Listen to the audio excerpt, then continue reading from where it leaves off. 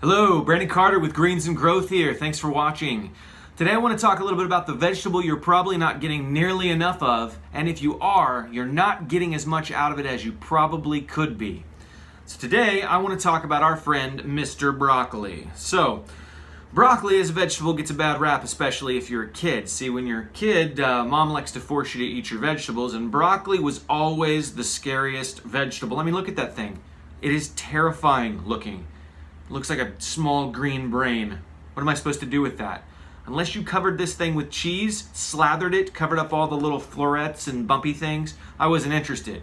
But the thing about broccoli is broccoli has long been hailed as one of the most nutritious vegetables you can possibly put in your body. See, broccoli is what's known as a cruciferous vegetable. An interesting, funny word, but cruciferous is basically a member of a family akin to Brussels sprouts, cabbage, kale, the like. And they're leafy green vegetables. And cruciferous vegetables have a wealth of health boosting phytochemicals that you can't necessarily get, at least in large amounts, in many other vegetables. So broccoli, as an addition to your diet, is extraordinarily beneficial. It's high in antioxidants, it's a cancer fighter, it scrubs your blood, it actually helps fight fat, and a lot of that has to do with a chemical, a phytochemical known as sulforaphane. Now, you can Google sulforaphane. I highly recommend it. It's a lot of sciencey talk that's a little over my head, but honestly, the benefits of sulforaphane are vast. Now, broccoli has a large amount of this chemical sulforaphane. However, this is the least efficient way to eat broccoli and get sulforaphane and other nutrients. And I tell you why. See, all plants begin pretty much like this. Now, these are broccoli seeds. Very tiny, about the size of a pen. I can't even hold them between my fingers and have you see it really. See, just tiny, tiny, tiny. And one of those will eventually grow into something producing multiples of these. That being said, these little seeds have a ton of nutrients in them, like a ridiculous powerhouse of vitamins, minerals, phytochemicals. The problem is we can't access them because they're designed to keep us from doing so. You see, seeds are designed so that an animal will eat them, they will pass through the digestive system and be pooped out somewhere, and have this nice nutrient-dense pile in which to sprout in and feed off of. Now, all that nutrition in there is designed to get that plant to a stage that it can access the sun, the water, and the nutrients in the soil. So, as it begins to grow, it uses that nutrition and spreads it out through the plant and fuels it to get to this point. However, it doesn't expend that nutrition. So, up until the point that it gets to about there,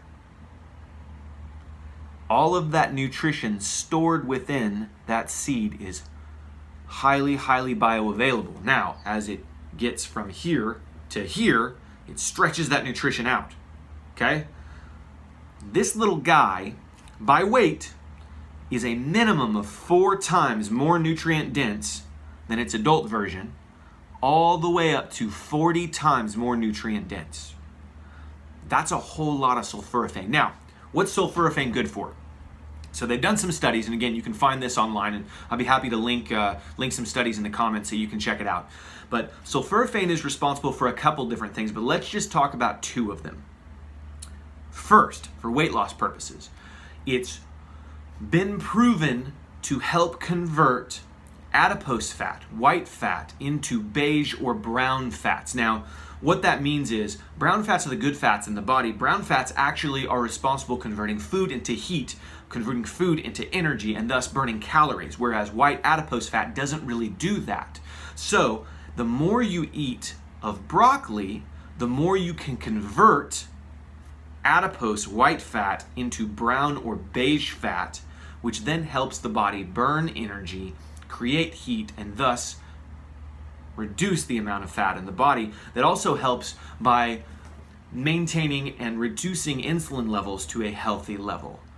The other thing that they found that high doses of sulforaphane actually help reduce what's called an all mortality condition. So for instance, things that kill people that aren't accidental or intentional, like diseases, heart disease, cancer, that sort of thing. So it helps reduce, they found that overall it's helped reduce this all mortality conditions by 22% in people, just through the eating of cruciferous vegetables, mainly sulforaphane. So, very inefficient way to get sulforaphane. However, very efficient way to get sulforaphane. A small amount of this is a large dose of nutrition. So, do your research, check it out. Eat some broccoli greens. Very, very good for you. Something that we sell at Greens and Growth. We grow it on demand, sell it for cheap. We sell it to you live, so it's at its most nutritious possible. Plus, again, for every 3 flats that we grow, we donate 1 flat to a charitable organization in our area to help our community out. So get online, do your research, check out broccoli, research sulforaphane, look up broccoli sprouts, and get some from Greens and Growth. We're happy to help you out. We want to help you out so we can help out our community. Thanks again for listening. Eat your broccoli. We'll see you again next time.